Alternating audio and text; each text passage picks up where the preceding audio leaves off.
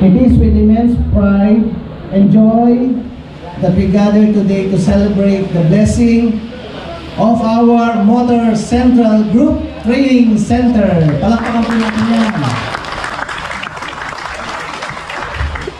This facility represents a significant milestone for our company and a beacon of opportunity and growth not only for us but also to our communities.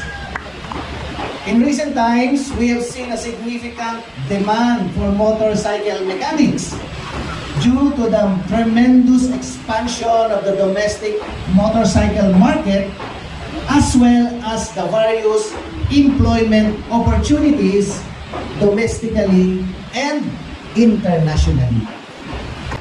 This center is our proactive response to these opportunities, ensuring that our company continues to provide the best after-sales services to our valued customer. Customer satisfaction remains at the heart of Motor Central's mission, and this center will play a crucial role in upholding that commitment. The Motor Central Group has always been at the forefront of after-sales business, complying with industry standards for excellence and customer satisfaction. The primary purpose of this center is to enhance the technical skills of our mechanics, boosting their efficiency and productivity. It will serve as a hub for training and developing new and existing mechanics, ensuring that we have a steady pipeline of skilled professionals ready to meet the demand of our industry. Additionally, this center will facilitate performance management evaluations and mechanic skills leveling, fostering a culture of continuous improvement and excellence. Before proceeding, we are also deeply grateful for the invaluable support of our business partners. Honda Philippines, represented by its president, Ms. Sakaya Aray, Suzuki Motor Philippines with their after-sales service and Marine Division Head, Mr. Yukio Sato. Kawasaki Philippines, represented by Mr. Alfred Garcia, Assistant Supervisor Technical Support. And Yamaha Motors Philippines, headed by its Service Department Manager, Mr. Makoto Shishimi. And lastly, Tri-Motors Technology Corporation, represented by its service head, Mr. Arbs Alfonso. Our business partners' contribution in providing state-of-the-art tools and equipment, as well as the transfer of technical knowledge, have been instrumental in making this center a reality. Additionally, we extend our heartfelt thanks to our partners from the government, including the Department of Labor and Employment, represented by Director Resio, from the TESDA, nandito rin po sila, palakpakan po natin.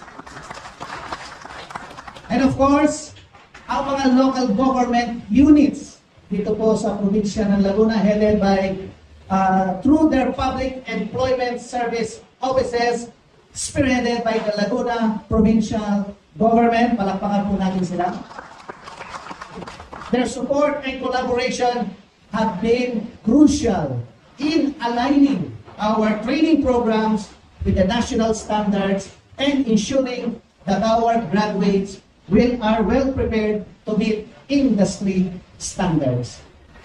We would also like to recognize the late Blas Dimaano for his extraordinary efforts in spearheading this training center project. With more than 20 years of dedicated service to the company, Mr. Dimaano has trained and produced champion mechanics at the national and international level. His selfless dedication to developing skilled and competent mechanics ready to serve and meet our customer demands will be his lasting legacy to our company. Looking ahead, we have ambitious goals for this center. We will try to apply for recognition as a national certification assessment center and possibly as a training center under TESDA. Achieving this certification will further enhance our aspiration to contribute to technical education and training. I would like to extend my heartfelt gratitude to everyone who has contributed to making this dream a reality. Mr. Alexei Christen, our after sales manager, Mr. Dominic Mark Manalim, our training section head, as well as the entire management team of the Motor Central Group of Corporation. Palakpakan po natin sila. As we bless this center today, let us reaffirm our commitment to fostering an environment of innovation, collaboration, and excellence. Together, we will continue to drive progress and make positive impact on the various stakeholders of this project. Thank you, and may this center be a source of inspiration and success for everyone. Good afternoon, everyone. Congratulations to Salmon Incorporated for achieving another milestone in your unwavering effort to offer nothing but the highest quality service to our customers. It is an honor to be your partner in establishing the Motor Central Training Center, a facility that will hone the technical skills of the mechanics so we can provide the finest services to our motorcycle riders. We are deeply grateful that you have given us, for the Philippines, the opportunity to collaborate with you in this endeavor. The demand for skilled mechanics in our Honda Swiss shops is apparent. With overseas opportunities opening up to Filipino skilled workers, as well as establishing their own service shops, the turnover ratio of mechanics is on the rise. This is why it is prime time for us as an organization to realize the value that mechanics bring into our business. Investing in their development, both in technical and customer handling skills, is a wise step toward strengthening our programs to preserve our people talent. Star Honda has always at the forefront on the customer experience agenda. You have one of the best mechanic retention programs with your continuous review of mechanic benefits and incentives.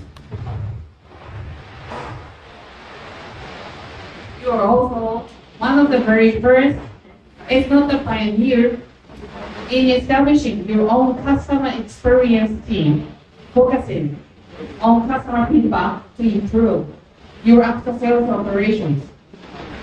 This speaks volumes about your commitment to providing superior services to the motoring public. We hope that this inspires other industry players to be as devoted as Star Honda in creating a customer-centric after-sales operation.